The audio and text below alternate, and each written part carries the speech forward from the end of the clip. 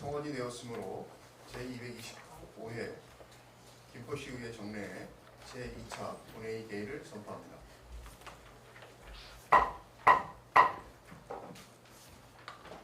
먼저 의회 사무국장으로부터 의사보고가 있겠습니다. 안녕하십니까. 의회 사무국장 홍정범입니다. 제225회 김포시의회 정례회 제2차 본회의 개의에 따른 의사보고를 드리겠습니다. 먼저 오광현 의원님, 유영숙 의원님, 김계순 의원님, 김종혁 의원님으로부터 시정에 관한 질문이 있겠으며, 상임위원회에서는 김포시 금연구역 지정 및 간정후원 피해 방지 조례 일부 개정 조례안 등 13건의 안건에 대한 심사 결과 보고서와 2023년도 행정사무감사 결과 보고서가 제출되었습니다. 다음 예산결산특별위원회에서는 위원장의 권민천 의원님을, 부위원장의 유메이 의원님을 선임하였으며 2022 회계연도 일반 및 특별회계 결산 승인안과 2022 회계연도 일반 및 특별회계 예비비 지출 승인안에 대한 심사 보고서가 제출되었습니다. 마지막으로 한종우 의원님의 13분으로부터 서울 지하철 5호선 김포 연장사업 예비 타당성 조사 면제 촉구 결의안이 발의되었습니다. 현재 출석하신 의원님은 지방자치법 제72조 제1항이 정하는 의사종족수에 달하므로 의사일정에 따라 회의가 진행되겠습니다. 이상으로 의사보고를 마치겠습니다. 감사합니다. 성원이 되었으므로 회의 속결을 선포합니다.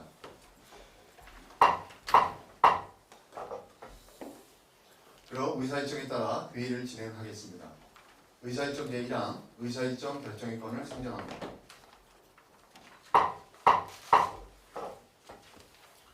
오늘 본 회의는 배부해드린 의사일정에 따라 진행하고자 합니다. 이의 있는 의원이 계십니까? 이의가 없으므로 가결되었음을 선포합니다.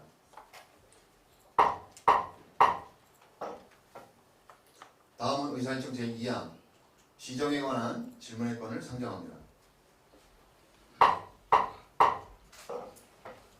시정 질문은 오광현 의원님, 유영숙 의원님, 김계순 의원님과 김종혁 의원님께서 하시겠으며, 원활한 회의 진행을 관계 규정을 잠시 안내해 드리겠습니다. 지정 질문은 김포시의회 회의규칙 제66조 2에 따라 일괄 질문, 일괄 답변 방식의 본 질문과 일문이달 방식의 보충 질문으로 할 수 있으며, 질문 시간은 본 질문 10분과 보충 질문 20분 범위이므로 이 점 유의해 주시기 바랍니다. 그러면 오광현 의원님께서는 나오셔서 질문해 주시기 바랍니다. 민선 8기 시행정 잘 이행되고 있습니까? 안녕하십니까. 오광현 부의장입니다. 김인수 의장님과 동료 의원 여러분, 먼저 시정질의 기회를 주신 것에 대해 감사의 말씀을 드립니다. 그리고 참석해 주신 김병수 시장님과 국과장 및 공직자 여러분, 50만 김포 시민 여러분들께도 감사의 말씀을 드립니다. 어느덧 민선 8기도 4번의 행정감사 중에서 2번째 행정감사를 마무리하게 되었고, 민선 8기 1년을 마무리하고 2년차를 맞이하는 시기가 되었습니다. 우리가 과거를 되돌아보는 가장 큰 이유는 과거의 과오를 반복하지 않고 실패를 거울 삼아 미래로 나가기 위함입니다. 본 의원이 216회 임시 5분 발언을 통해 말씀드렸던 것처럼 정부의 바다에서 시민들은 행정보다 빠르게 변화하고, 또한 행정의 문제점을 너무나 잘 알고 있습니다. 그리고 행정이 앞으로 어떻게 변화하고 혁신해야 하는지를 시민들이 제시하고 있음에 선출직의 한 사람으로 감사하며 늘 배우는 자세로 임하고 있습니다. 그런데 행정은 시민들의 요구를 쫓아가지는 못하고 다양한 분야에서 시행착오를 만들고 시대에 역행하며 행정 수위에 대해 적절한 대응을 하지 못하는 경우가 있습니다. 따라서 잘못된 행정을 바로잡고 시대에 역행하는 사항들이 행정 수위에 맞게 시정되도록 하고자 이번 시정질의를 하게 되었습니다. 이번 시정질의가 민선 8기 변화와 혁신의 변곡점이 되기를 간절하게 바라며 질의를 시작하겠습니다. 첫째, 시민과의 소통, 시의회와의 소통 잘 하고 계십니까? 시장으로서 50만 김포 시민의 다양한 목소리를 듣고 각계각층의 시민들을 만나고 계십니까? 아니면 개방형 담당관 채용으로 일방 통행과도 같은 시정 홍보에만 힘쓰고 계십니까? 현장에서 시장님을 대변하여 민원 응대와 갈등 조정 업무를 진행하고자 도입한 소통관 제도 어떻게 운영되고 있습니까? 낮은 자세로 시민의 의견을 청취하는 것이 아니라 각종 행사장, 내빈으로 참석하는 것이 소통 간의 역할입니까? 시장님, 무엇이 진정한 소통입니까? 공공기관 혁신계획 우수단체인 지방의 한 지자체 부산광역시의 사례를 보면 수차례의 토론회, 간담회, 워크숍을 통해 시민들의 의견을 귀 기울여 듣고 소통과 협의를 통한 공감대 형성, 공공기관 효율화 추진 기반을 마련하기 위한 의회와의 소통과 협조가 있었습니다. 우리 김포시와 많이 비교됩니다. 문화재단, 복지재단 통합, 산업진흥원 해체, 지속가능발전협의회 지원조례 폐지 등 시민과 직결된 사업을 수행하는 산하기관 및 관련 협력단체들의 존폐를 결정하는 중요한 과정에 시민들의 의견을 충분한 수렴과 소통을 하셨습니까? 시의회와의 소통은 어떻습니까? 민선 8기 경기도 시군의회 본회의 시장 참석률 조사해 보았습니다. 화성, 안양, 평택, 이천, 안성, 과천시 참석률은 100%입니다. 파주, 남양주, 광주, 부천, 고양시 참석률 90% 이상입니다. 김포시 시장님 참석률은 33%로 경기도 31개 시군 중에 최하위 수준입니다. 또한 지방자치법 제48조 3항에 따르면 폐회 중에도 지방위원회 의장이 서류의 제출을 해당 지방자치단체의 장에게 요구할 수 있다고 명시하고 있습니다. 그러나 김포시 집행부는 적절한 절차에 따른 의원 요구자료를 기한 내에 제출하지 않은 형태가 지속적으로 반복되고 있기에 이는 지방자치법 제48조 위반입니다. 지금이라도 빠른 조치를 당부드립니다. 둘째, 시민의 소명을 받은 공약을 적절한 절차에 의해 축소 변경하였습니까? 김포시 공약 실천 관리 규정 제5조 실천계획의 변경에 따르면 실천계획의 한 확정 후 상황과 여건의 변화에 따라 실천계획의 수정 또는 변경이 부득이한 경우에는 추진부서장이 그 사유와 근거서를 첨부하여 기획부서장과 협의를 거쳐 시장의 결재를 받아 변경할 수 있다. 이 경우 변경한 사항은 즉시 기획부서장에게 통보해야 한다. 제8조 공개, 공약별 실천계획 추진사항, 공약 이행 평가 결과는 김포시 홈페이지를 통해 공개한다라고 되어 있습니다. 아울러 제7조 시민평가단 구성 등 시장은 공약의 성실한 이행을 위하여 실천계획의 수립, 보완, 변경의 검토 및 개선 방안 자문, 이행 여부 평가 등의 기능을 수행하기 위해 30명 이내에 시민평가단을 구성 운영할 수 있다고 규정하고 있습니다. 김병수 시장을 뽑은 10만 명의 김포 시민들은 전 국회의원 정책보좌관 김병수가 아닌 시장의 공약상을 믿고 더 발전하는 김포시, 삶의 질이 향상되는 김포시가 되기를 희망하며 소중한 한 표 한 표를 행사했을 것입니다. 시장님의 당초 공약 64개를 56개로 축소했다면 관련 절차를 준수하셨습니까? 그리고 해당 사유에 대해 시민들에게 공개하고 설명하셨습니까? 아니라면 이 또한 규정의 위반입니다. 셋째, 재정 부족을 걱정하는 김포시, 줄줄 새고 있는 세수는 어떻습니까? 기업지원과는 지난 2022년 6월 소공인 복합지원센터 구축을 위해 건물 임대 계약을 체결하고 같은 해 11월 리모델링 공사를 완공 후 7개월이 지난 현재까지도 운영되지 않고 있습니다.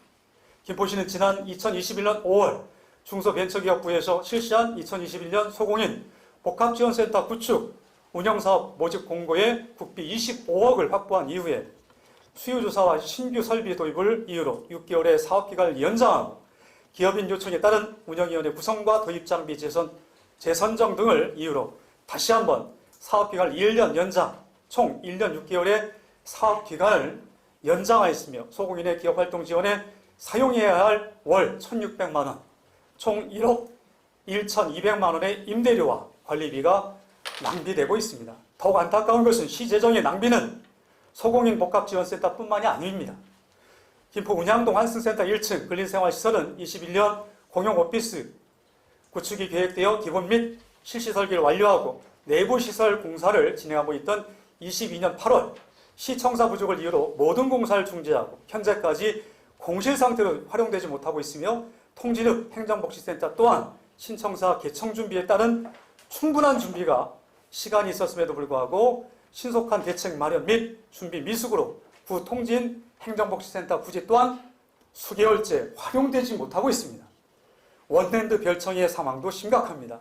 시청자 종합 배치 계획에 따르면 원랜드 임차 청사 이전은 24년 9월에서 12월에 예정되어 있으나 청사 이전 계획과는 맞지 않은 계약으로 27년 8월까지 약 3년 동안 울며 겨자 먹기로 월 5천만 원, 총 18억의 임대료를 쓰지 않고도 내야 하는 실정입니다. 시장님, 일에 순서가 있습니다. 세금이 불필요하게 쓰이거나 낭비되고 있지 않은지 공유재산 및 행정재산의 운영에는 문제는 없는지를 내 집 살림을 챙기듯이 먼저 챙겨야 합니다. 마지막으로 김포시의 출자 출연 기간 운영 정상화 언제쯤 가능한 것입니까? 김포시는 지난 3월 제223회 임시회 발의 안건으로 김포문화재단 및 운영에 관한 조례 전부 개정 조례안을 상정하였습니다. 이에 시의회는 시민의 대의기관으로서 행정안전부의 지방공공기관 혁신 지침에서 제시하는 방향과 김포시가 추진하고 있는 산하기관 통폐합의 방향성이 실제 일치하고 있는지 지방공공기관 혁신 보고대회에서 선발된 우수 사례 등을 바탕으로 재점검의 필요성과 논쟁의 소지가 있는 산하기관 관계 조례들을 폐지하는 데 있어 절차적 번거로움을 이유로 하나의 조례안의 부칙으로서 그 외 조례들의 폐지 내용을 담은 것은 심도 있는 의안심사의 필요성을 감안하면 절차적으로 적절하지 않다는 의견 등으로 부결한 바가 있습니다. 시장님, 소통과 대안이 없는 설익은 시책 시행은 무모한 모험에 지나지 않습니다. 필요할 때는 경기도 내 2위에 해당하는 공장 등록 업체를 가진 도시로 기업에 대한 지원책이 필요함을 강조했던 집행부가 산업진흥원의 폐지에 따른 제조융합혁신센터 및 소공인 복합지원센터 운영에 대한 대안 제시 요청에는 아직 결정된 바가 없다는 말로 반복하고 있습니다. 진흥원의 설립 당시 실시된 설문조사에서 전체 응답자의 88%는 기업지원 전문기관의 필요성에 찬성하였으며 지역특화 산업 발전, 기업 환경 여건 개선, 지역경제 발전, 주민의 삶 향상 등을 기대효과로 뽑았습니다. 김포시는 해당 기대효과를 이루어냈습니까? 아니면 기업지원과 7명의 인력으로 7,600여 기업체의 요구를 다 해소해 줄 수 있는 것입니까? 시는 관내 750개소가 넘는 50인 미만의 소기업인에게도 다양한 지원 사업이 전달될 수 있도록 김포산업진흥원의 폐지가 아닌 기능 확대의 정책을 펼쳐나가야 김포시가 자족도시로 한 단계 더 성장해 나갈 수 있을 것입니다. 김포FC는 어떻습니까? 지난해 김포FC 유소년 선수의 극단적 선택, 잇따른 선수 간의 성추행 사건과 그로 인한 퇴출 등으로 하루가 멀다 하고 지역신문의 일면을 장식하고 있으며 고 정우림 선수의 부모님은 오늘도 눈물로 하루를 살아내고 있으십니다. 보호받아야 할 우리의 아이들이 학교 밖 선수로 방치되고 선수의 관리에 대한 명확한 규정도 없이 감독의 역량이 향후 선수의 진로에 중요한 영향을 미친다는 아니란 답변으로 상처를 받고 있습니다. 본질문 시간 10분이 초과되었습니다. 김포FC는 보충 시간 정리하겠습니다. 네. 김포FC는 단순한 지도자 해임과 대표이사 교체로 끝난 것이 아닙니다.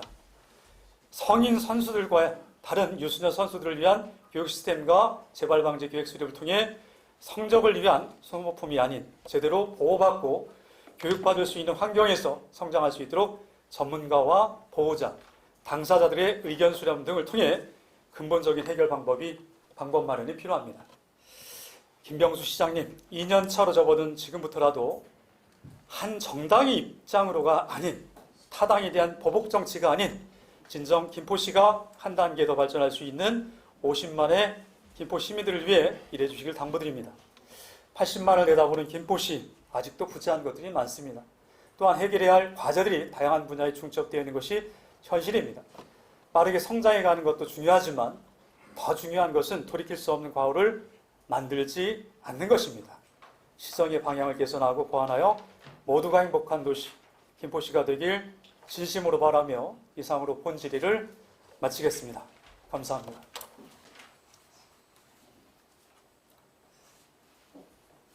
먼저 지난 23일간 열정적으로 진행된 제225회 김포시의회 정례회에서 행정사무감사, 조례안 등 일반 안건 심사와 결산 및 예비비 지출 승인안 등 치열한 논의를 통해서 의결된 사항을 시정에 잘 반영하고 시민 모두가 학수 거리하는 획기적인 대중교통 편의를 마련하고 70만 대도시 기반을 더욱 앞당겨 조성할 수 있도록 진심을 다해 힘써가겠다는 말씀을 드립니다.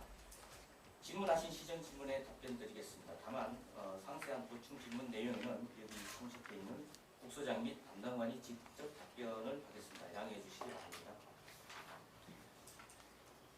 5학년 의원님께서는 그 민선 8기 시정 행정 전반에 대해서 특히 민선 8기 소통과 공약이 잘 이행되고 있는지 그리고 산하기관의 전반적인 운영에 대한 시장의 입장을 질문해 주셨습니다. 먼저 민선 8기 소통과 관련하여 말씀드리겠습니다. 민선 8기 시정부원은 통한 실공도시 목표로 시정 방향은 생각이 통하는 도시, 상식이 통하는 도시, 교통이 통하는 도시입니다. 생각, 상식, 교통을 소통의 핵심 키워드로 민선 8기 시정 철학을 시정에 녹여 추진해 오고 있습니다. 먼저 조직 내부 소통 방안입니다. 국소장 책임지를 강화해서 학대 간부회의와 현안 업무 보고회 외에 매주 국소장 소통회를 통해 정책 결정 과정을 공유하고 있습니다. 민선 8기 들어서 강화된 국소장 책임지는 과거 시장이 직접 과장 팀장에 대한 자전 업무 지시와 보고 그리고 당시 자문관 그룹을 통해서 정책 결정을 하는 시스템에 익숙해 있던 공직자들에게 낯설 수 있습니다. 그러나 행정 기본인 조직 시스템을 활성화하고 국소장들이 주요 시책 추진에 적극적으로 나설 수 있게 함으로써 시정의 다양한 정책 과정을 공유하고 토론하는 문화를 만드는 데 큰 도움이 되고 있다고 말씀드렸습니다. 또한 현안 부서과장이나 팀장과는 수시로 대면 업무로 보고를 통해서 주요 시책 추진에 대해 함께 의견을 나누고 있습니다. 다수의 간부급 이하 공직자 그리고 경무부서에서 특별히 고성한 부서와는 점심과 저녁 식사 자리를 통해서 어려움을 청취하고 격려하고 그리고 수평적 조직 분위기를 만들어 가고 있습니다.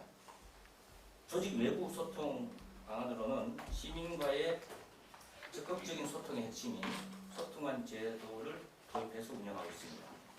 민심과 민원을 사전에 수렴하고 갈등 상황이 발생하기 전에 대응하고 민원 발생 시에는 신속하고 적극적인 초기 대응을 하고 민원인과 담당 부서 간의 중재 역할을 담당하게 하는 등 지역별 소통관을 통해서 문제 해결을 위한 시민 소통 시스템을 정립해 가고 있으며 시장을 대신해서 크고 작은 행사나 현장에 참석해서 시민들의 목소리를 듣고 각종 민원 해결을 통해 소통을 적극 수행하고 있습니다. 또한 우리 시의 중요한 현안들을 해결하기 위해서 적극적인 다양한 방법들로 중앙부처 및 관계기관과의 대화와 업무 협조를 위해 지속적으로 문을 두드리고 있고 현재 그에 상응하는 관계들이 조성되어 가고 있습니다. 이렇게 적극적인 내외부 소통을 통한 소통 채널의 다양화로 시민의 입장에서 시민들을 위한 문제 해결을 위해 적극 노력하고 있습니다. 지난 2022년 12월에는 시민의 다양한 생각과 상식을 시정에 반영하고자 2022 김포시정 일반 만족도 조사를 실시했고 민선 8기 2022년 하반기 시정 운영에 대해 교통 소통 분야에서 긍정적인 만족도 조사 결과가 나왔습니다. 이를 자세히 보면 시민 중 44.9%는 김포시가 2022년 하반기 시정 운영을 잘하고 있다고 응답했고 가장 잘하는 분야로는 교통을 꼽았으며 부정평가는 12.3%에 불과했습니다.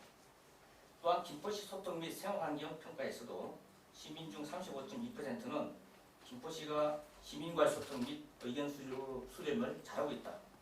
이렇게 응답을 했고 시민 중 56.7%가 전반적인 생활환경에 대해 긍정적인 반응을 보인 반면 소통 부정평가는 17.2%, 생활환경 부정평가는 10.8%로 나타났습니다.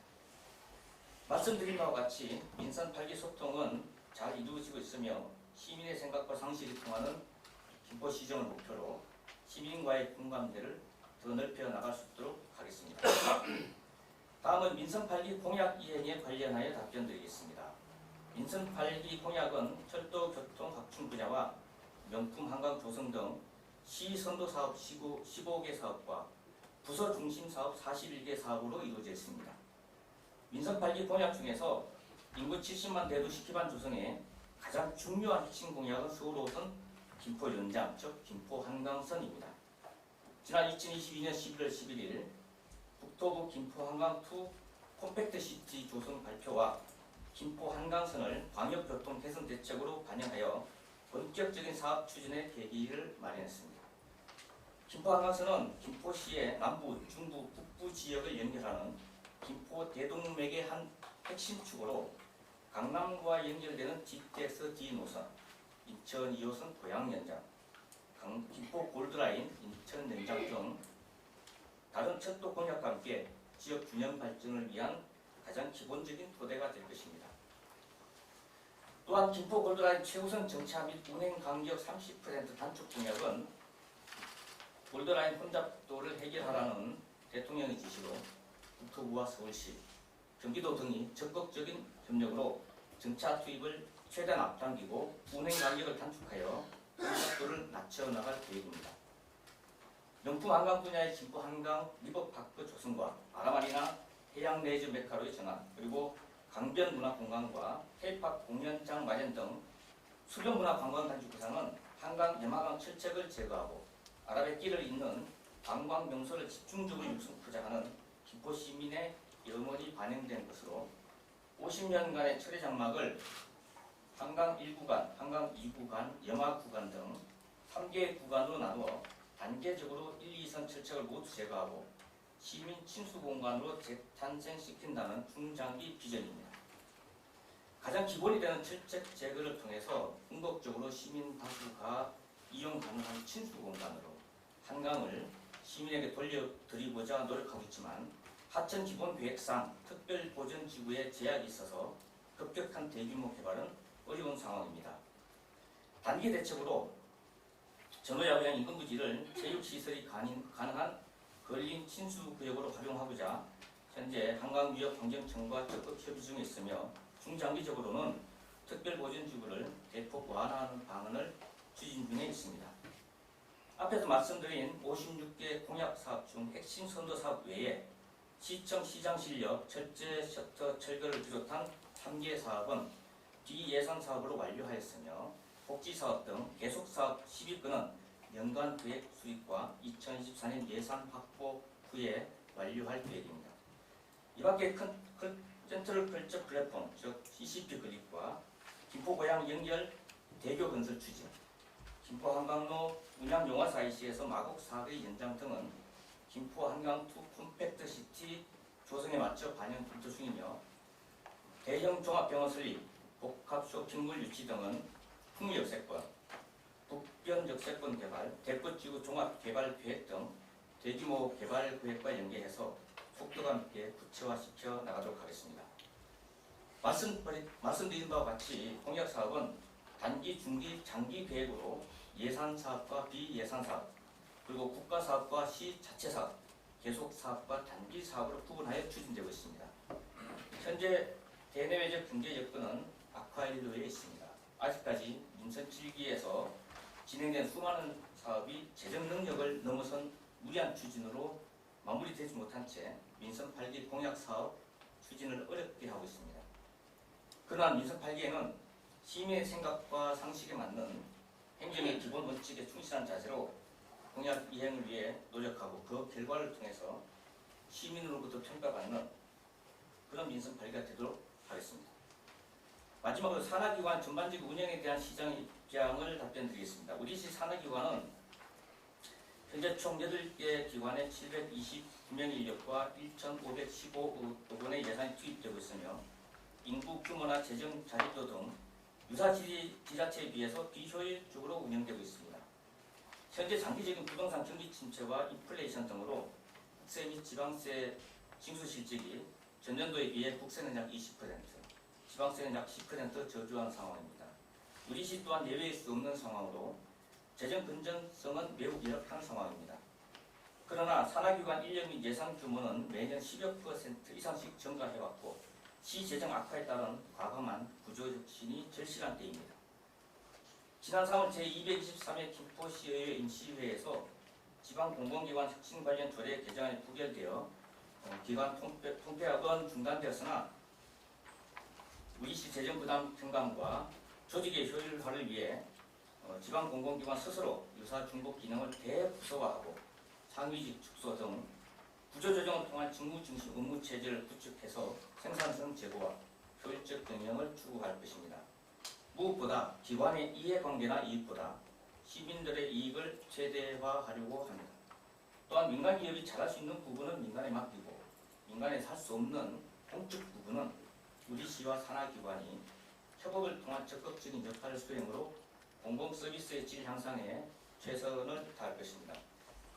이상으로 오광현 의원님의 질문에 대한 답변을 마치겠습니다. 감사합니다. 네, 안녕하십니까. 김포시 비례대표 시의원 정영애입니다. 먼저 보충질의 기회를 주신 김인수 의장님과 선배 동료 의원 여러분께 진심으로 감사의 말씀드립니다. 이 자리에 서서 시장님께 보충 질의를 하기 위해서 시장님의 설득력 있는 답변을 기대했으나 오늘 주신 답변에 시민들이 알고 싶어하는 부분이 빠져있는 것 같습니다. 그래서 본 질의에서도 짚었듯이 출제 출연 기관 운영에 대한 문제와 또 이번 행정감사를 통해서 시장님의 인선에 대한 문제가 있다는 판단을 했고 시민들께서도 문제점을 지적하고 계십니다. 아까 답변에서 미진한 부분이 있어서요. 김병수 시장님께 산하기관에 대한 어떤 문제점을 짚어보려고 합니다. 먼저 인사의 문제를 좀 짚어보려고 하는데요. 제가 좀 정리를 해보면서 의문이 드는 그런 점을 발견해서 사실 확인부터 좀 하겠습니다. 우리 PPT 좀 띄워주시겠습니다.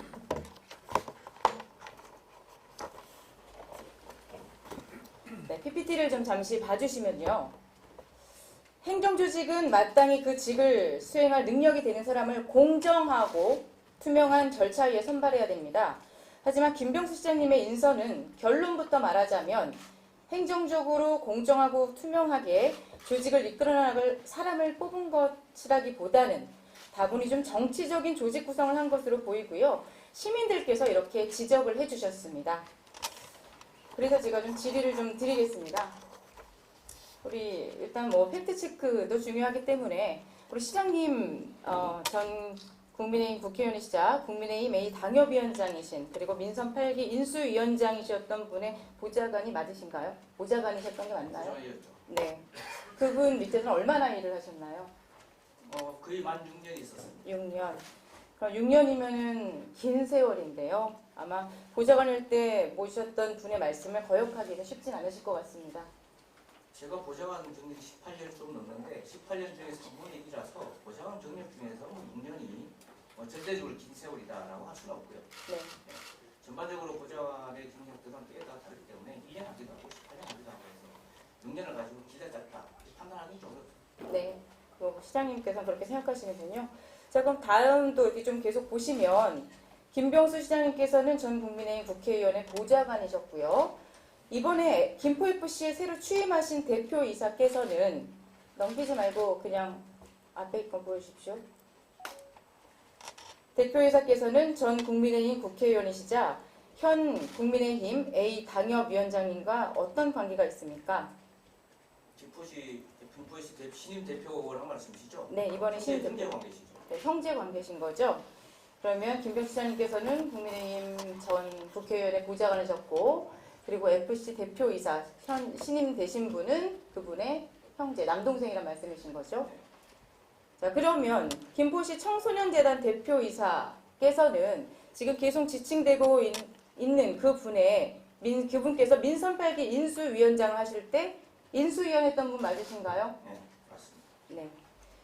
또 김포시 자원봉사센터장께서는 전 국민의힘 국회의원이시자 현 A 당협위원장의 캠프에서 일하셨던 제보가 있는데 맞나요? 캠프에서 일한 분이 워낙 많아가지고 네. 그 중에 한 분이 있을 수 있죠. 그치. 맞습니다. 실제로 저희 활동하셨는데 캠프 내에서 일하신 적은 없습니다. 캠프 내에서 일하신 적 없으신가요? 네. 자원봉사센터장께서는 이제 직전에 민원소통실장으로 김병수 님께서 임명을 하신 걸로 알고 있는데 어떤 경력에 대해서 정확히 파악이 안 된 분을 민원소통실장이나 자원봉사센터장이 앉으셨다는 게 조금 이해가 잘 가진 않습니다. 민원소통실장의 경력이 혹시 당내 추가로 필요한 게 있습니까? 경력이요? 아니 경력이 필요한 거 없어요. 제가 더 네, 속속들이 맞습니다. 알고 계셔야 된다는 걸 말씀드리는 겁니다. 알고 있습니다. 자, 정무팀장님도 보겠습니다. 이분은 국민의힘 시의원 전 사무국장으로 캠프에서 일을 하셨다고 말씀하시는데 맞나요? 사무국장 했는지는 모르지만 시의원 캠프를 도와준 건 알고 있습니다. 도와주신 적은 있으시죠? 자, 그리고 우리 옥상옥의 논란의 주인공인 소통관을 살펴보면 소통관 A는 전 국회의원이자 국민의힘 A 당협위원장의 특보셨던 게 맞습니까? 그 중에 한 그 중에 분이시겠죠? 한 분 있으시죠? 네, 특보셨죠. 그리고 또 다른 분은 국민의힘 B 당협위원장의 전 사무국장이셨고요. 맞습니다. 그것도 맞나요? 소통관 다른 마지막 한 분은 국민의힘 시의원 낙선자셨고요. 네, 맞습니다. 네. 자, 이렇게 제가 이제 중요한 인사들을 한번 좀 언급을 해봤는데요. 이 언급되신 분의 몇몇만 봐도 시민들께서 산하기관장과 소통관의 정치적인 인사다, 보훈 인사다, 옥상옥이다라며 그런 우려를 좀 표하고 계십니다. 그리고 많은 부분에서 전 국민의힘 국회의원님과 연관이 있으신 분이 되게 많아 보입니다. 실제로 뭐 시장님께서도 그렇다고 인정을 해주셔서 제가 다음으로 넘어가겠습니다. 그렇게 인정한 적은 없습니다. 아, 지금 다 제가 말한 부분에서 사실은 네네네라고 맞지만 말씀드렸잖아요. 그분들이 네. 정치적이었다 또는 그 다음에 뭐 옥상옥이다 그 다음에 뭐 인수위에 친한 사람들을 뽑았다 그런 것은 사주가 다릅니다. 네. 시민들께서 그런 우려를 표하고 있다라고 말씀을 드렸고요. PPT는 최종본으로 틀어주시기 바랍니다. PPT 최종본입니다. 자, 그러면 김포FC 대표 이사님부터 한번 한 분씩 제가 좀 살펴보도록 하겠습니다. PPT 최종본으로 틀어주십시오. 자, 먼저 본 질의에서 지적한 김포FC 대표이사입니다. 자, 우리 시장님, 김포FC 대표이사님도 잘 아시는 사이겠네요. 잘하지는 못하고요. 1년에 한두 번 정도 봤던 사이입니다. 잘 하지는 못하시나요? 그래도 뭐 족보로 따져보면 김포FC 대표이사님의 형님의 관계는 복잡하셨으니까 잘 알고 네. 시민들은 그런데 잘 알 거라고 그렇게 추측들을 하고 계십니다. 근데 그 김포FC 대표이사께서 얼마 전에 행감장에서 이렇게 발언을 하셨습니다. 제가 질의했던 속기록이 따로 있는데요. 지금 이 PT를 지금 틀어주셨는데 최종본 틀어주십시오. 자, 제가 질의했던 속기록을 보시면 이런 내용이 있어요. 속기록 나중에 확인시켜 드리겠습니다. 처음에는 제가 김포FC 얘기가 나와서 계속 안 하려고 했다. 그런데 부탁이 와서라는 말씀을 하셨습니다. 시장님께서 부탁하셨습니까? 저는 부탁하는 사람 100명은 됩니다. 네, 여러 분한테 부탁을 많이 하셨습니까? 해서 지원하라고 했죠. 지원하라고 하셨습니까? 그러니까 주변에 이것을 맡아주십사 하고 한 100명한테 얘기한 것 같습니다. 네, 그러셨군요. 자, 그러면 이분께서 부탁이 와서라고 하셨는데 시장님께서는 100명한테 부탁을 하셨다면 이분은 과연 누구의 부탁을 받아서 이렇게 서류까지 넣었고 안 하고 싶어 하셨던 분이 이렇게 김포FC까지 맡으셨을까요? 그건 제가 모릅니다. 저는 지금 홍경호 대표한테 제가 직접 부탁한 적은 없기 때문에. 네, 시장님께서 홍경호 대표라고 언급하셨기 때문에 제가 앞으로 김포시 대표이사님 홍경호님으로 제가 언급하겠습니다.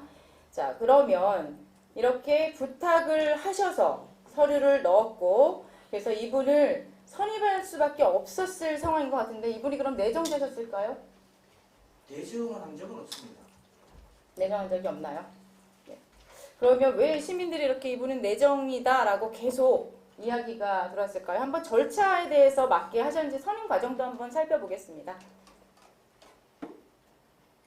3월 31일까지 인사위원회와 협의를 한다고 업무 추진비를 쭉 사용해왔던 우리 전임 대표이사께서 4월 6일 전격 사퇴를 하셨죠. 다음 장면 보겠습니다. 자, 그리고 사퇴 후 4일 만에 임원추천위원회 운영 규정이 개정되었는데요. 갑자기 규정을 개정한 이유가 있을까요? 왜 규정까지 바꿔가면서 진행을 해야 됐을까요?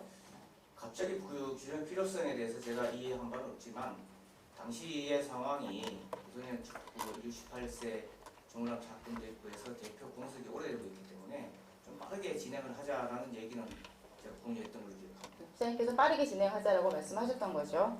자, 그리고 넘겨보시면 5월 11일에서 18일까지 7일간 공고를 냈고 22일 1차 합격자 발표하자마자 23일 면접 보고 6월 1일에 김포FC 신임 대표이사 임명장을 받으셨습니다. 결국엔 19일에서 31일까지 자 넘겨주세요. 서류 접수에서 임명까지 13일 만에 일사천리로 대표이사가 됐는데요. 김포시에서 이렇게 속전속결로 대표이사가 된 사례가 있나요? 때에 따라서 있을 수 있다고 보는데 뭐 저 절차가 시급하게 서두르면 가능한 절차이지 않겠나 싶은 생각을 합니다. 때에 따라서는 그러면 다른 출제 출연 기간 대표이사 선임 기간과 과정을 좀 살펴보겠습니다. 자, 공석이었던 기간만 한번 비교를 해보면 공석부터 취임까지 김포 청소년 재단은 1년 7개월이 걸렸어요. 그리고 김포 문화재단은 4개월, 김포 산업진흥원은 시장님께서 1년 동안 원장을 뽑을 생각도 안 하고 계십니다. 공석이 공고 기간도 다른 데는 15일 이상을 지켰고요. 선임까지 한 2달 정도 이상 걸렸습니다. 하지만 유독 김포FC만 공석 기간이 1개월 17일, 또 접수도 3일 만에 끝났어요. 그리고 13일 만에 임명이 되셨고요. 그러다 보니 부탁을 해서 김포FC를 맡아달라고 내정해 두었으니 빨리 진행할 수밖에 없었던 거 아닌가요? 아닙니다. 다른 분들은 주로 급여가 나가는 부분이고 김포FC는 사실상 급여가 없는 무보수 명예직이었기 때문에 빠르게 진행할 필요가 해도 괜찮다고 생각했던 거고요. 저희가 청소년 재단이나 김포문화재단이나 이런 데 대표를 선임할 때도 주변에 제가 한 100명 이상 다 얘기했습니다. 많이들 지켜서 좀 도전해보시라. 그렇게 똑같이 다 얘기했었던 거예요. 네. 그래서 이 모집 공고 기간을 보면 15일 이상의 원칙으로 하되 부득이한 경우에 7일 이상 모집 공고를 해야 된다 하는데 그 부득이한 경우가 그럼 지금 말씀하신 그런 부분인가요? 네, 여러 가지 경우가 있을 수 있는데 김포FC의 대표가 공석인 자체가 문제가 아니라 김포FC 안에서 각종 내부적인 문제들이 있었고 이런 것들을 처리하는 게 좀 시급했다라고 생각을 했을 거라고 봅니다. 네. 하지만 지금 다른 타 기관에 비해서 행정 절차가 제대로 지켜지지 않았다. 행정 절차가 제대로 지켜지지 않으면 어떻게 신뢰를 갖고 김포FC를 이끌실 수 있는 분이라고 할 수 있느냐라는 이야기들이 있습니다. 가용할 수 있는 행정 절차의 허용 범위 안에서 진행을 하고 있죠. 네, 그렇게 보입니다. 앞으로 나오는 그런 기관도 말씀을 드리겠지만 규정에 따라 공정한 절차를 하고 있는 것처럼 그리고 겉으로는 행정 절차를 지키는 것 같지만 들여다보면은 조금 더 정치적인 그런 면이 있다라고들 보여지고 있습니다. 이러한 부분 때문에 김포FC 대표이사의 인사 문제가 좀 정치적인 그런 선거 개입이 있지 않느냐라는 그런 논란을 불러일으키고 있는데요. 다음 장면을 보시면요. 네, 한 번 더 넘기겠습니다. 재단법인 김포FC 정관 제38조에 보시면 금지 행위가 있습니다. 특정 정당 또는 특정인에 대하여 어떠한 정치적 행위, 선거에 개입, 선거운동을 하여서는 안 된다고 적시되어 있습니다. 알고 계십니까? 알고 있습니다. 네, 잘 알고 계신가요?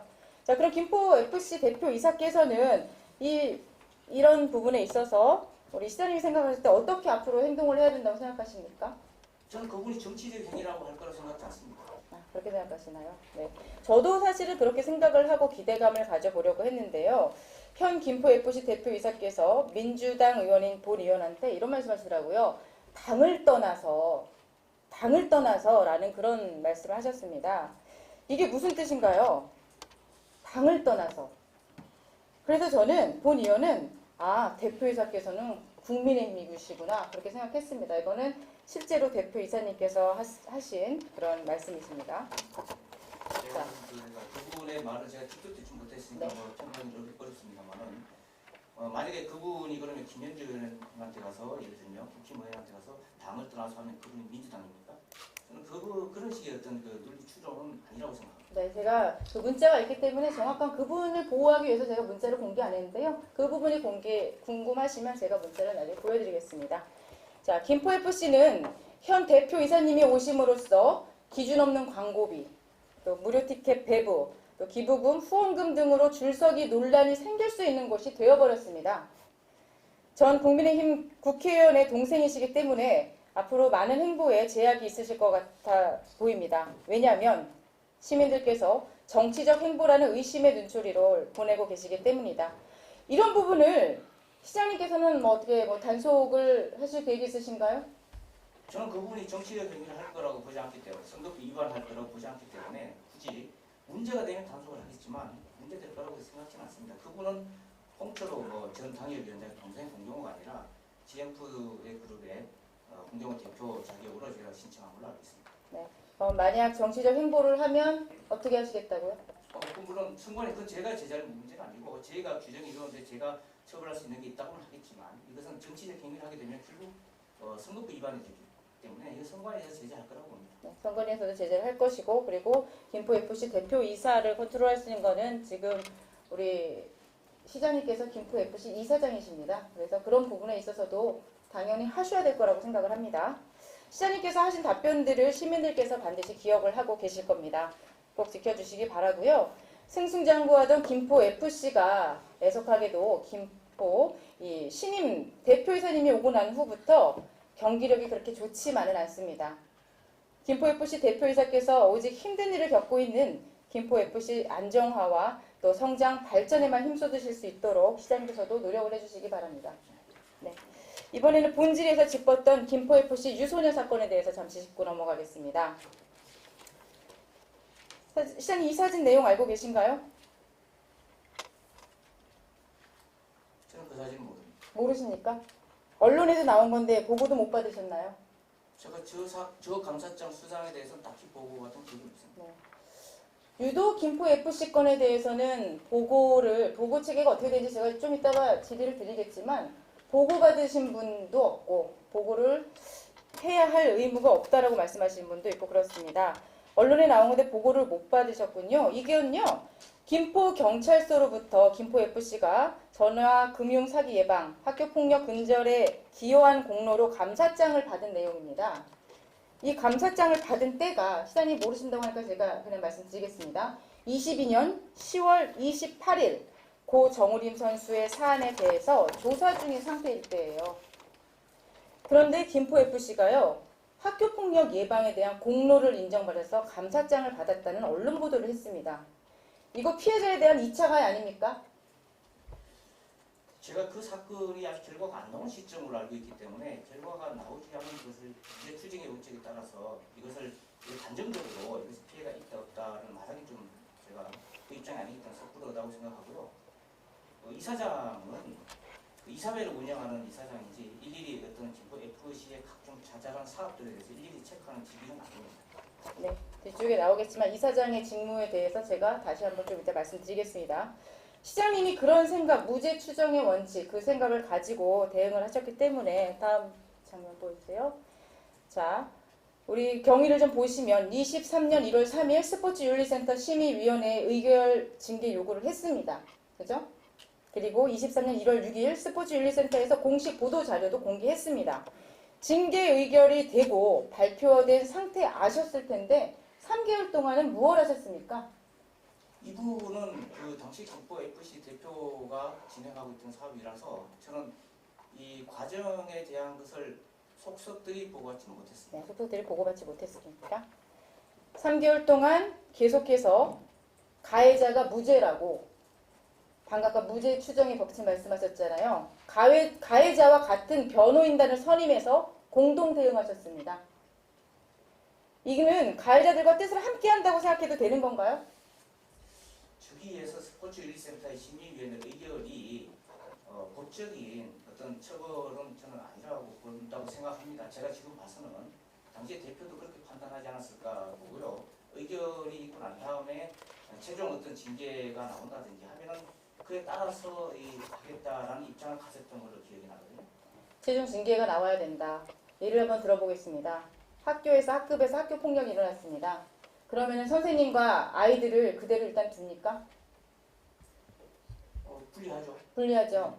분리하셨습니까?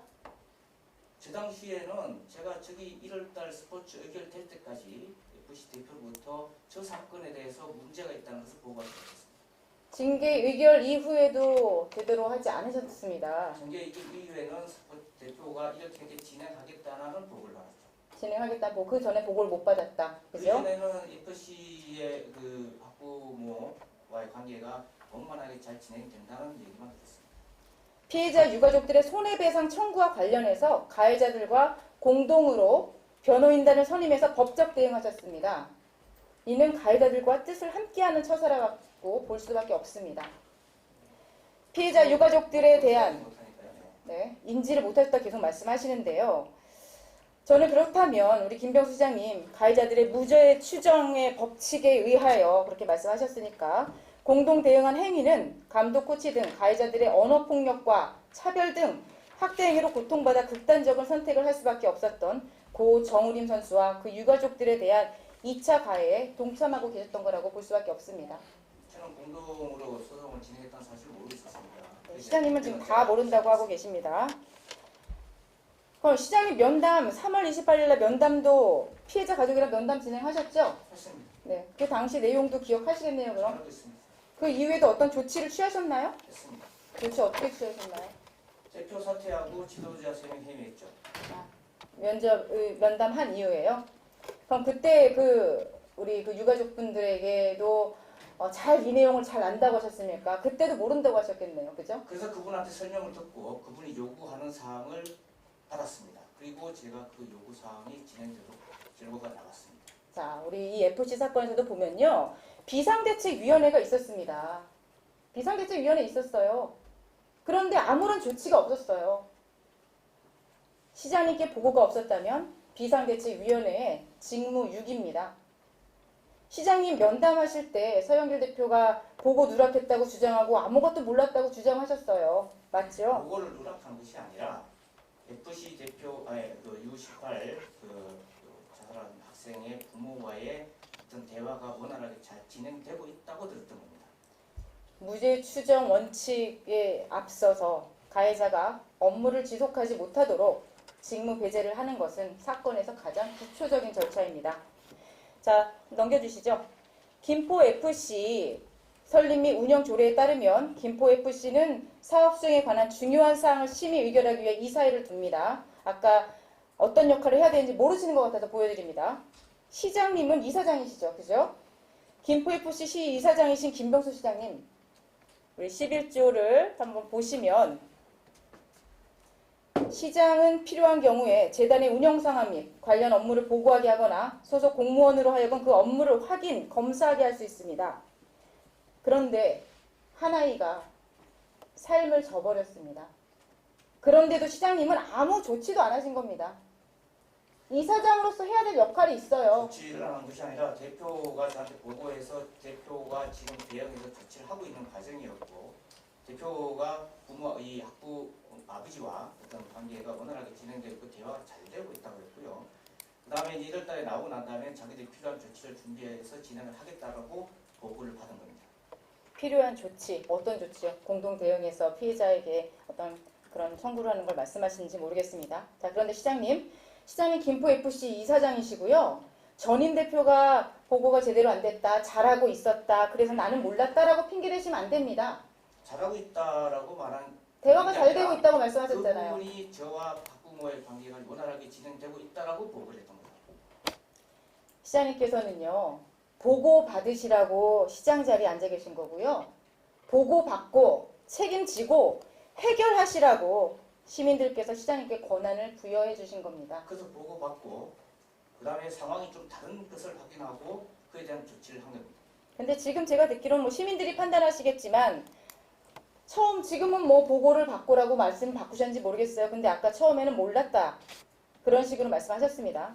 그런 시장님이 방관만 하고 보고받지 못했다라는 변명만 하시고 전혀 모르셨다면 이거는 시장님의 무능과 무책임을 드러내시는 거라고 저는 봅니다.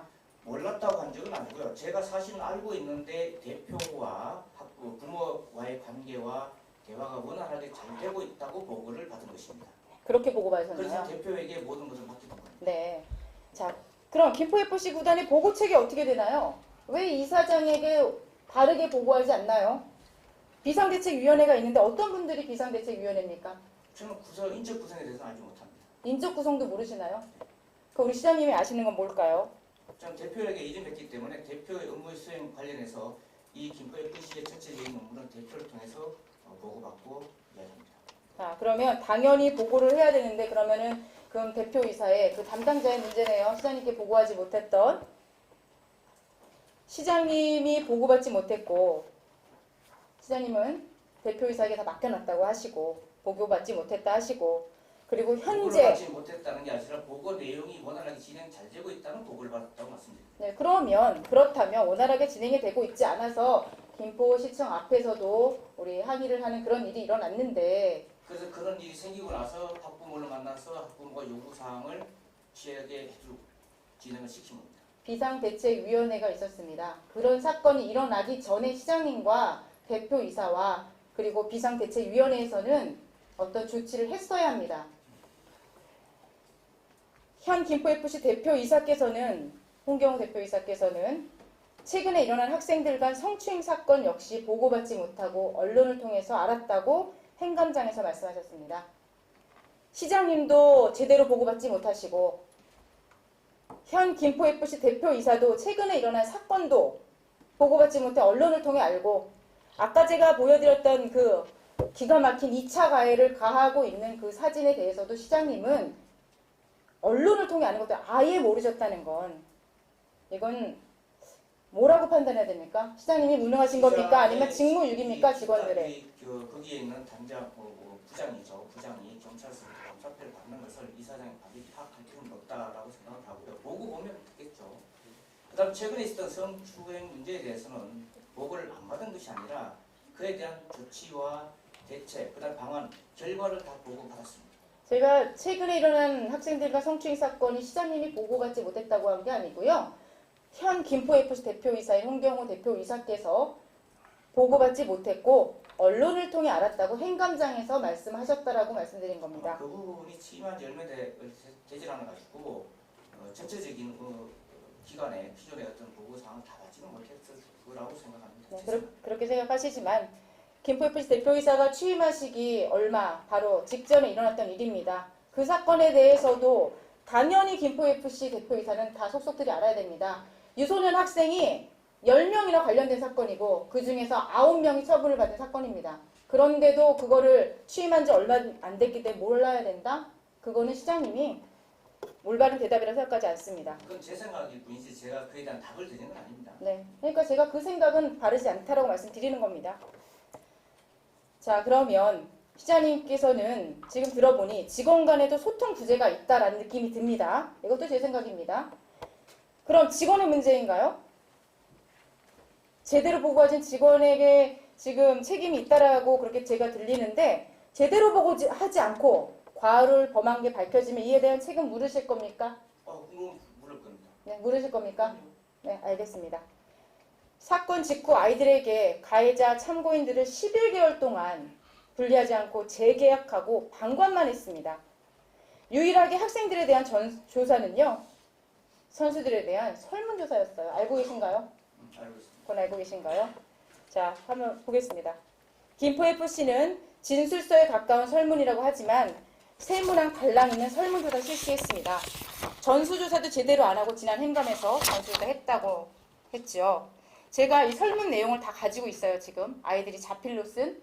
하지만 아이들의 필체를 통해서 개인 신상이 드러나면 안 되기 때문에 제가 직접 다시 적었습니다. 고 정우림 학생에 대해서는 학생들 모두 밝고 착하고 잘 웃는 친구라고 적어줬습니다. 그런데요. 몇몇 학생들 적어놓은 거 보면 이런 내용들이 있습니다. 보시면 알 겁니다.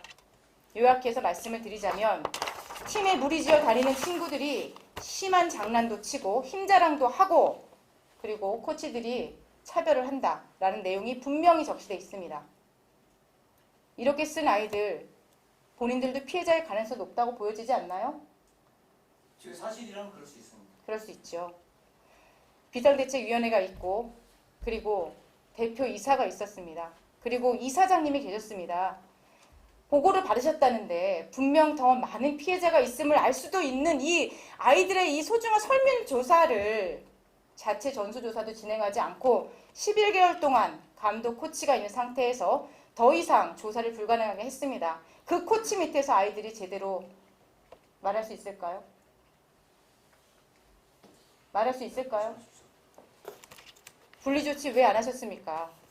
무죄 추정의 원칙 때문에 제가 그러셨습니까? 보고받은 것은 분리 조치의 필요성을 보고받은 바가 없기 때문에 제가 하지 않았습니다. 제가 할 권한은 아니었던 거 생각하고요. 아마 대표가 그 필요성이 있었으면 했을 거라고 봅니다.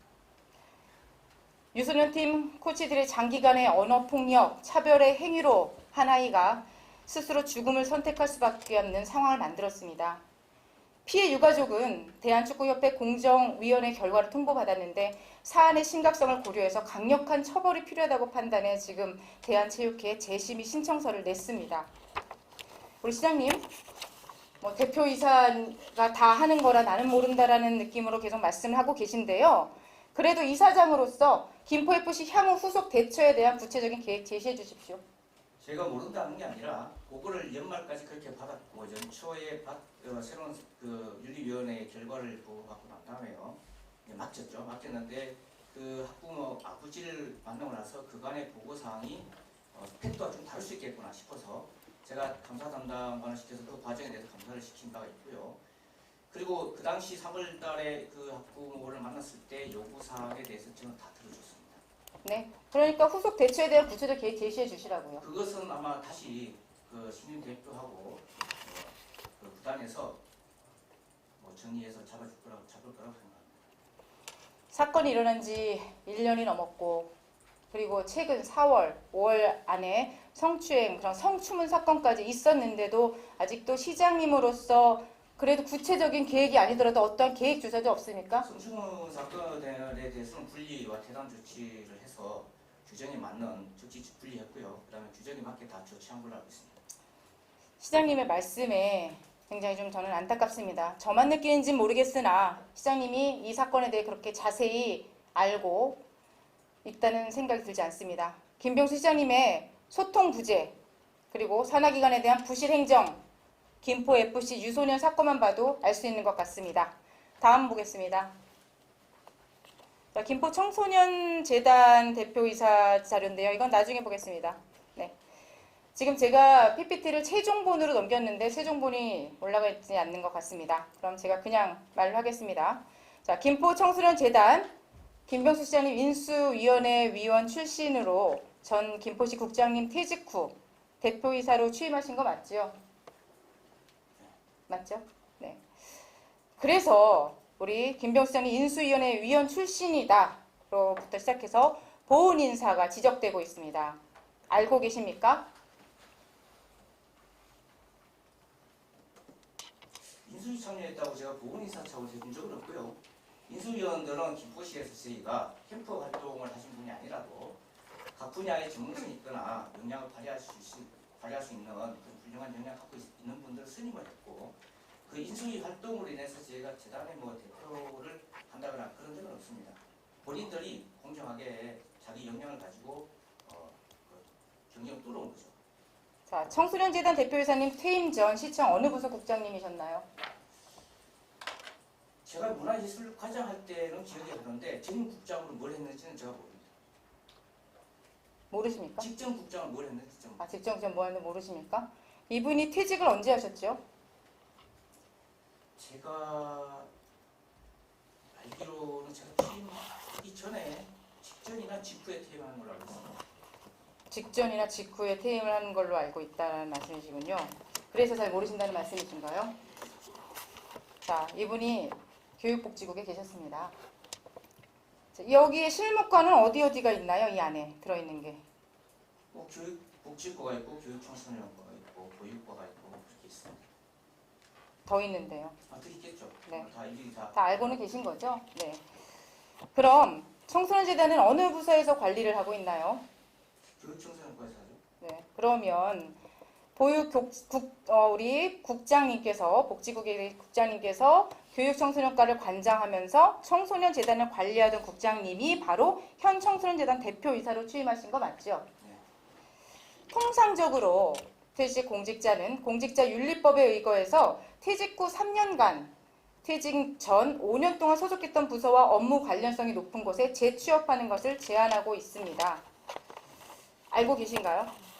그래서 경기도 취업 심사를 받았습니다. 네, 심사를 받으셨지요. 자, PPT 넘겨주시겠어요? 여기 승인 받았죠. 저도 알고 있습니다. 그런데 경기도 공직자윤리시민위원회에 심사를 올리셨는데요. 취임은 언제 하셨죠, 이분이? 취임 날짜는 정확하게 기억은 못합니다. 취임이 2월 6일이었습니다. 그런데 그 승인받은 심사 결과가 나온 날짜는 4월 21일이었습니다. 심사 결과가 나오기도 전에 취임을 하신 거네요. 그때는 아마 이 행정 절차에 의해서 조금 누락됐던 것 같고요. 이것을 놓친 부분이 있는 것 같아서 저희가 사후에 확인하고 다시 이제 취업 심사를 요청했고 만약 결과가 안 좋았으면 바로 해임을 했을 겁니다. 자, 이 부분이 중요한 부분입니다. 왜 누락이 됐을까요?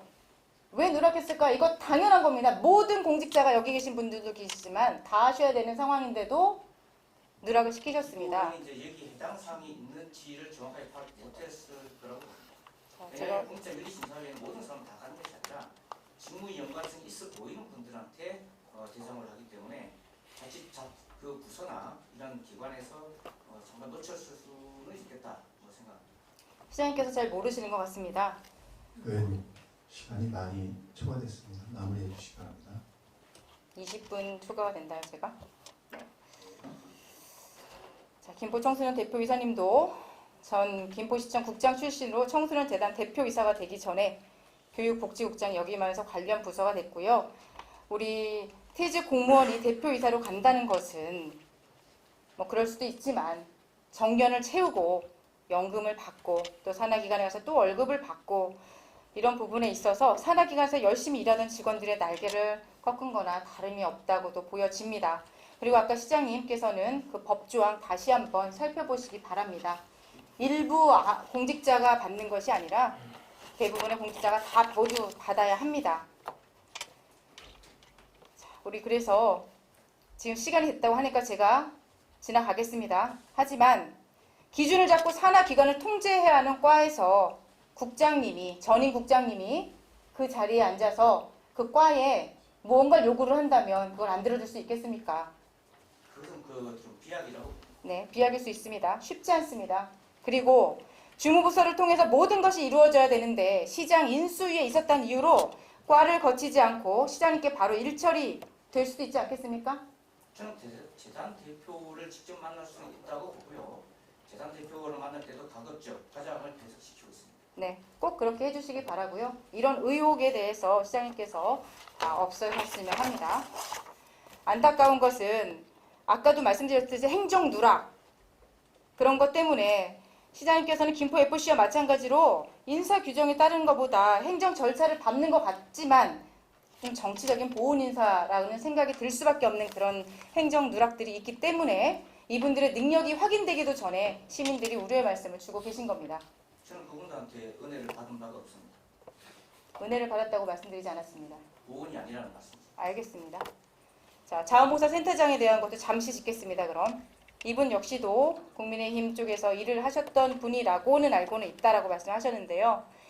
우리 채용 기준을 보면 여러 가지 채용 기준이 있습니다. 하지만 이 부분이 제가 이거는 시간이 넘었다고 하니까 제가 나중에 보고로 서면 보고로 부탁을 드리겠습니다. 어떤 자격 기준에 맞는 분이셨는지 자원봉사 센터장께서 자원봉사 단체에서 어떻게 일을 하셨고 그리고 뭐 시민사회단체나 지방자치단체 등록된 자원봉사에서 임원으로 10년 이상 활동한 자 여러 가지가 있는데요. 그 중에서 어떤 걸로 경력이 인정받아 되신 건지 그거에 대해서는 따로 보고를 꼭 부탁드리겠습니다. 어떤 자원봉사 단체에서 일하셨길래 그런 기준에 부합한 건지 그런 거에 대해서 제가 질의를 드리고 있는 겁니다. 그럼 이거를 보겠습니다. 우리 소통관 관할 지역 조정 사항인데요. 알고 계시죠? 이 공문. 네, 알고 계신가요? 시장님께서 이렇게 말씀하신 건가요? 제가 있습니다. 시장님께 이렇게 하라고 하신 건가요? 애석하게도 우리 김병수 시장님이 요즘 시민과의 불통, 시의회와의 불통, 또 직원과의 불통 등 불통의 아이콘으로 떠오르고 계십니다. 저도 굉장히 애석한데요. 이 본 질의에서 짚으셨듯이 소통에 관한 이런 보충 질의를 우리 시장님을 대리 소통해주고 있는 이 소통관으로 이어가고 있습니다. 이 공문 시장님이 보내셨다고 하는데 다시 한번 제가 살펴보니까 이 정무팀장도 소통관으로 해서 선거구를 나눠서 소통관으로 개편하셨어요. 소통관으로 쓰는 게 아니고요. 소통의 역할을 준 겁니다. 네, 정무팀장의 엄연한 역할이 있는 건데 저기에 하나의 축으로 두셨습니다. 보면은 선거구별로 이제 나누셨어요. 선거 준비를 하시려고 혹시 선거구로 나눠서 소통관 개편하신 건 아닌가요? 그렇지 않습니다. 그건 아니신가요? 그러면 어떠한 이유로 정무팀장까지 저기에 투입을 시키셨나요? 이 소통관의 범위가 너무 광범위해서 오히려 이 우리가 처음에 생각했던 소통의 역할, 그러니까 주민들하고 자전 접촉과 인원 해결의 피드백이 부족해서 주무팀장을 신도시 쪽에 추가로 투입하게 된 겁니다. 네, 그렇습니까? 하지만 이것은 보면 현장에서도 보면 정무팀장한테 소통관까지 함께 하면서 어떤 선거구로 나눠서 선거 준비를 하려고 하는 게 아니냐라는 의혹을 시민들이 제기를 해주셨기 때문에 제가 이걸 보내드린 겁니다. 저는 꼭 선거구가 반드시 일치하지는 않습니다. 네, 그러신가요? 하지만 지금 이거는 선거구랑 일치하고 있습니다. 그렇지 않습니다. 네. 실무 경력이 소통관은 단계 넘겨주세요. 자, USB가 있습니다. 가져가서 최종 PPT 찾아주십시오. 자, 소통관은 서류 심사 시의 경력상 아주 중요합니다. 채용 자격 기준이 실무 경력 있는 사람으로 규정하고 있기 때문에 그리고 정책 기획, 민원 상담, 조정, 갈등 관리 등 직무 분야 실무 경력이 반드시 명시되어야 됩니다. 알고 계시죠? 그래야 근무 경력이 인정되는 것을요. 그리고 경력 사실과 다를 경우에는 합격을 취소하거나 임용을 무효로 한다라고 명시되어 있습니다. 그래서 제가 발급 이런 지난번에 행감에서도 제가 했었습니다. 행감에서도 했었는데요. 행감에서 여러 가지 그 서류 부분에서 미진했던 부분을 우리 행정국장님과 행정과장님께도 제가 짚은 적이 있습니다. 지금 서류가 지금 띄어지고 있지 않습니다. 그런데 거기에 서류 부분에 보면 많은 문제점이 보이는데 특히 근무 경력을 본인이 요청해서 작성한 게 있습니다. 알고 보고 받으셨나요? 네, 보고 받았습니다. 받으셨습니다. 본인 요청이라고 써 있어요. 그리고 발급자 확인 서명 포함되지 않은 경력 사항도 있습니다. 보고 받으셨죠? 네. 그리고 어떤 분은요, 보통 이력서에는 학위를 기재하게 돼 있는데 학위를 이력서에 기재 안 하신 분도 있으시더라고요. 그리고 본인이 써서 제출한 경력 증명서 시간과 전력조회 요청으로 회신된 기간이 줄여서 온 것도 보셨나요? 본인 다 확인을 안 했습니다. 확인 안 하셨나요? 제가 본인은 확인할 위치에 있지 않고요. 네. 그러니까 보고 받으셨냐고 여쭤봤습니다. 상부에 보고마다 좀 전에 말씀드린 그 네. 소통관은 시간 선택제 공무원이고 시간 선택제 공무원은 전부 2차 서류 면접을 외부에 위탁했고 저는 그 과정에 대해서 중간에 보고받거나 의견 전직이 없기 때문에 선발 결과만 저는 봤습니다. 네, 결과만 보셨나요? 네, 그래서 저도 보고 받았냐고 그랬지 직접 보셨냐고는 안 했습니다. 그래서 의원님 네, 많이 시간 지났습니다. 알겠습니다. 다음에 네. 뭐 행정과에서 이미 짚었던 내용이기 때문에 제가 따로 이걸 틀진 않겠습니다. 실장님께 직보하는 소통관이 서류부터 부실하니까 내정설에 힘이 실렸던 거고요. 그리고 우리 경력, 제가 한 가지 더 부탁드리는 것은 보면 빠져있는 경력이 너무나 많습니다. 아까 그런 경력들을 다 빼면, 말씀드린 경력을 빼면 주 40시간 근무를 1일로 산정하는 이 경력을 도대체 뭘로 채워서 서류가 통과된 건지 그거에 대해서도 밝혀주시기 바랍니다. 아마 그 인사위원회가 외부에서 진행했는데 특히 확인해야 될 것 같습니다. 네, 그거 확인 그분들이 부탁드리겠습니다. 접근받겠을 거라고 봅니다. 네, 그러니까 확인 부탁드립니다. 면접도 마찬가지입니다. 제가 개인정보니까 그냥 말로 하겠습니다. 실제 갈등 관리, 민원 관리 하시던 분, 기자, 국립과학수사연구원에서 일하셨던 분, 분쟁조정위원회에서 일하셨던 분, 공무원, 대기업에서 일하셨던 분, 경찰, 군인, 다 현장에서 시민과 함께 호흡을 맞추며 일하셨던 분들이 소통관의 도전을 많이 하셨다고 알고 있습니다. 하지만 그 어떤 분이 도전을 했어도 정치적으로 내정된 저 세 분 소통관 앞에서는 아무리 업무 관련성이 높고 훌륭한 업무 이력도 다 무용지물이었던 것 같습니다. 지켜봐달라는 말씀에 소통관 지금까지 지켜봤습니다. 출장 봉영사에 시간 기재 않은 것도 있고요. 일과 중 개인 소속 단체 행사 참석도 있습니다. 현장에서는 공무원들이 6급 상당의 같은 공무원이 소통관의 눈치를 보고 내빈으로 모시고 소통관은 다른 공무원들에게 위화감을 주며 행사를 즐기고 있습니다. 이런 일이 일어나도 되는 겁니까? 6급 상당 공무원이라고 뽑아놓고 6급 상당 공무원 팀장님들 그렇게 지금 하고 계십니까? 시간선택 임기제 공무원이라고 하셨는데 이분들 왜 뽑습니까? 각 분야의 전문 인력이 필요하다고 판단되면 일부 뽑기는 합니다. 네, 전문성이나 특수성이 요구되는 업무를 위해 뽑습니다. 하지만 소통관에게 어떤 전문성이나 특수성이 요구됩니까? 시의회에서 그렇게 지적을 하고 우려를 했으나 밀어붙이기 식으로 임명한 소통관이 2억 3천여만의 세금을 들여서 과연 무슨 성과를 내고 있는지 의구심이 듭니다. 소통관 임기가 언제까지죠? 1년 계약은 올해 연말까지 올해 연말이죠. 그 이후엔 어떻게 하시나요? 뭐 성과를 봐서 성과 좋은 분들은 재계약을 하고 만약 성과가 좋지 않다면은 뭐 다른 추가 공고를 통하든 제도는 지속시켜 나갈 생각입니다. 평가에 의해서 연장된다고 알고 있습니다. 임용 서류에 대해 잘못 제대로 살피지 못하셨어요. 임용 서류에 대한 문제점, 소통 간 복무 점검 제대로 못하셨어요. 소통 간 복무에 대한 문제, 소통 간의 정치 행위로 보이는 것을 파악하지 못하고 공무원의 본분을 잊고 다른 공무원들에게 위화감을 조성한 점, 연말에 제대로 평가하실 거라고 생각합니다. 그냥 무조건 연장시키는 일은 없으셔야 합니다. 시민들 무서운 줄 아셔야 되고요. 시민들이 지켜본다는 걸 아셔야 돼요. 말씀하신 내용 중에서 위화감이라든지 이런 부분은 오늘 처음 듣는 얘기입니다. 네. 소통과제에서. 그렇죠. 시장님이 제대로 못 들으실 수 있습니다. 마무리 발언하겠습니다. 세입 부족이라는 이유로 공약은 제대로 이행되고 있지 않습니다. 교통이 중요하다는 이유로 시민들과의 소통도 하지 않는 것은 시정 전반 행정 운영에 신경 쓰고 있지 않은 시장님의 변명으로 느껴집니다.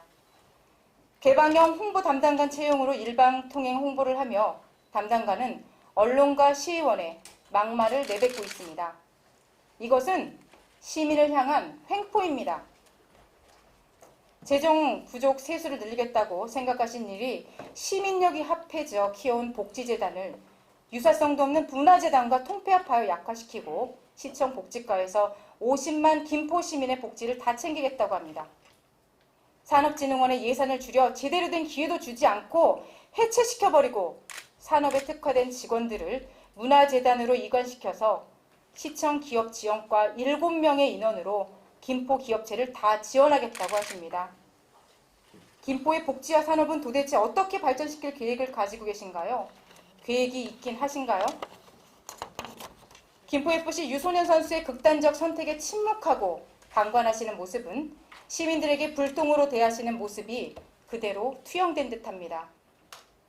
시장님께서 교통 외에는 아무것도 신경 쓰지 않으시니 텅 빈 공간에 엄청난 임대료를 내며 세금은 줄줄 새고 있습니다. 국소장 책임제라고 국소장들께 주요 시책 추진에 적극 나서게 한다고 하셨지만 시장님께서 비공개로 진행하신 일 투성이라 국장 과장님들조차 제대로 된 답변을 하지 못하고 계십니다. 이것이 조직 시스템을 활용하는 건가요? 시장님의 인사는 정치 인사, 보훈 인사로 점철되어 있습니다. 한 시의원님의 SNS에서 이런 글을 보았습니다. 정치가 우선이라면 시민이 도구가 되는 것이다. 시장님 역시 김포를 정치의 장으로 몰고 가지 마십시오. 시민들을 도구로 만들지 마십시오. 오직 시민을 위한 소통하는 행정을 해주시기를 간절히 부탁드립니다. 이상으로 보충 질의를 마치겠습니다. 감사합니다.